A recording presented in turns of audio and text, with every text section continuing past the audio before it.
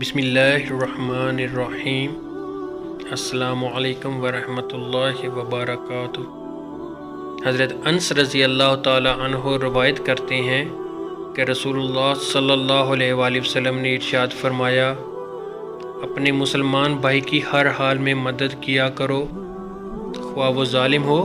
یا مظلوم۔ ایک شخص نے دریافت کیا، یا رسول اللہ صلی اللہ علیہ وآلہ وسلم، مظلوم ہونے کی صورت میں تو میں اس کی مدد کروں گا، یہ بتائیے کہ ظالم ہونے کی صورت میں اس کی مدد کیسے کروں؟ رسول اللہ صلی اللہ علیہ وآلہ وسلم نے ارشاد فرمایا، اس کو ظلم کرنے سے روک کو دو، کیونکہ ظالم کو ظلم سے روکنا ہی اس کی مدد ہے۔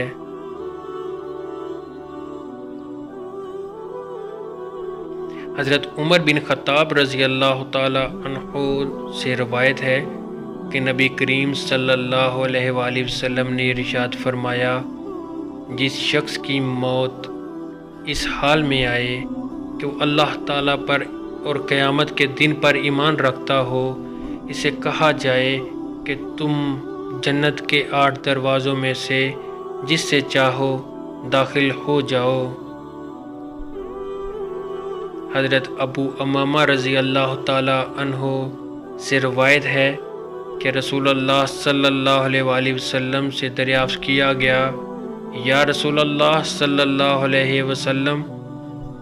کون سے وقت کی دعا قبول ہوتی ہے؟ ارشاد فرمایا، رات کے آخری حصہ میں اور فرض نمازوں کے بعد۔ حضرت کعب بن مالک رضی اللہ تعالیٰ عنہ روایت کرتے ہیں کہ رسول اللہ صلی اللہ علیہ وآلہ وسلم نے ارشاد فرمایا، جو شخص کسی بیمار کی عیادت کے لیے جاتا ہے وہ رحمت میں غوطہ لگاتا ہے، اور جب بیمار پرسی کے لیے اس کے پاس بیٹھتا ہے تو رحمت میں ٹھہرتا ہے۔ حضرت ابو ہریرہ رضی اللہ تعالیٰ عنہ سے روایت ہے کہ نبی کریم صلی اللہ علیہ وآلہ وسلم نے ارشاد فرمایا، 3 دعائیں خاص طور پر قبول کی جاتی ہیں جن کے قبول ہونے میں کوئی شک نہیں: اولاد کے حق میں باپ کی دعا، مسافر کی دعا اور مظلوم کی دعا۔ حضرت ابو ہریرہ رضی اللہ تعالیٰ عنہ فرماتے ہیں کہ میں نے رسول اللہ صلی اللہ علیہ وسلم کو ارشاد فرماتے ہوئے سنا، قیامت کے دن آدمی کے اعمال میں سب سے پہلے نماز کا حساب کیا جائے گا۔ اگر نماز اچھی ہوئی تو وہ شخص کامیاب اور بامراد ہوگا، اگر نماز خراب ہوئی تو وہ ناکام و نامراد ہوگا۔ اگر فرض نماز میں کچھ کمی ہوئی تو اللہ تعالیٰ ارشاد فرمائیں گے، دیکھو کیا میرے بندے کے پاس کچھ نفلیں بھی ہیں جن سے فرضوں کی کمی پوری کر دی جائے گی؟ اگر نفلیں بھی ہوں گی تو اللہ تعالیٰ ان سے فرضوں کی کمی پوری فرما دیں گے۔ اس کے بعد پھر اسی طرح باقی اعمال، روزہ، زکوٰۃ وغیرہ کا حساب ہوگا،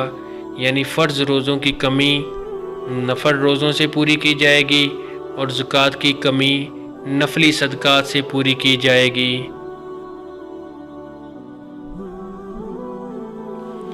حضرت ابو سعید خضری اور حضرت ابو ہریرہ رضی اللہ تعالیٰ عنہ سے روایت ہے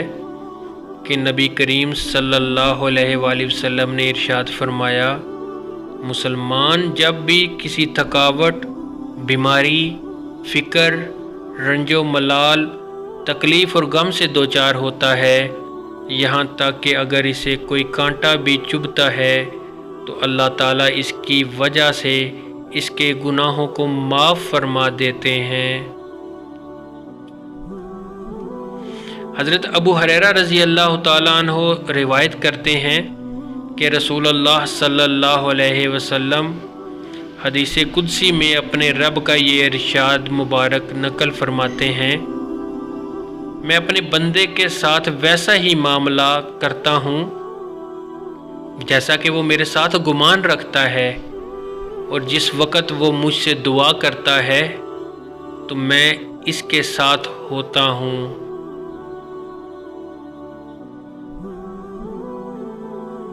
حضرت ابو ہریرہ رضی اللہ تعالیٰ عنہ سے روایت ہے کہ رسول اللہ صلی اللہ علیہ وآلہ وسلم نے ارشاد فرمایا، میری ساری امت جنت میں جائے گی سوائے ان لوگوں کے جو انکار کر دیں گے۔ صحابہ رضی اللہ تعالیٰ عنہ نے دریافت کیا، یا رسول اللہ صلی اللہ علیہ وسلم، جنت میں جانے سے کون انکار کر سکتا ہے؟ آپ صلی اللہ علیہ وآلہ وسلم نے جواب میں فرمایا، جس نے میری اطاعت کی وہ جنت میں داخل ہوا، اور جس نے میری نافرمانی کی اس نے جنت میں جانے سے انکار کر دیا۔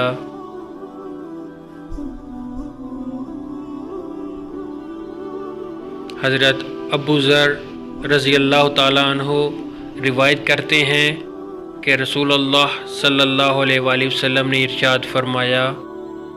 تمہارا اپنے مسلمان بھائی کے لیے مسکرانا صدقہ ہے،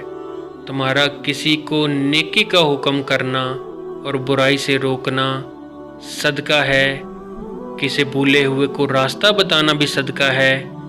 کمزور نگاہ والے کو راستہ دکھانا صدقہ ہے، پتھر کانٹا ہڈی وغیرہ کا راستے سے ہٹانا صدقہ ہے، اور تمہارا اپنے ڈول سے اپنے بھائی کے ڈول میں پانی ڈالنا بھی صدقہ ہے۔ حضرت انس رضی اللہ تعالیٰ عنہ فرماتے ہیں کہ رسول اللہ صلی اللہ علیہ وآلہ وسلم نے ارشاد فرمایا، قیامت کی علامات میں سے یہ ہے کہ علم اٹھا لیا جائے گا، جہالت آ جائے گی، شراب کھلم کھلا پی جائے گی، اور زنا پھیل جائے گا۔ حضرت ابو ہریرہ رضی اللہ تعالیٰ عنہ سے روایت ہے کہ نبی کریم صلی اللہ علیہ وآلہ وسلم نے ارشاد فرمایا، 7 ہلاک کر دینے والے گناہوں سے بچو۔ صحابہ کرام رضی اللہ تعالیٰ عنہ نے عرض کیا، یا رسول اللہ صلی اللہ علیہ وآلہ وسلم، وہ 7 گناہ کون سے ہیں؟ آپ صلی اللہ علیہ وآلہ وسلم نے فرمایا، اللہ کے ساتھ کسی کو شریک کرنا، جادو کرنا، ناحق کسی کو قتل کرنا، سود کھانا، یتیم کا مال کھانا، اپنی جان بچانے کے لیے جہاد میں اسلامی لشکر کا ساتھ چھوڑ کر بھاگ جانا، اور پاک دامن ایمان والی اور بری باتوں سے بے خبر عورتوں پر زنا کی تہمت لگانا۔ حضرت جابر رضی اللہ تعالیٰ عنہ سے روایت ہے کہ رسول اللہ صلی اللہ علیہ وآلہ وسلم نے ارشاد فرمایا،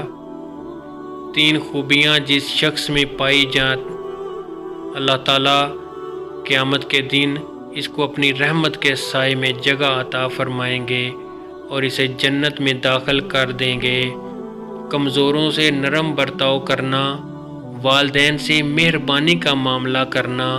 اور غلاموں سے اچھا سلوک کرنا۔ اگر آپ کو ہماری ویڈیو اچھی لگی ہو تو ہمارے چینل کو ضرور سبسکرائب کیجیے۔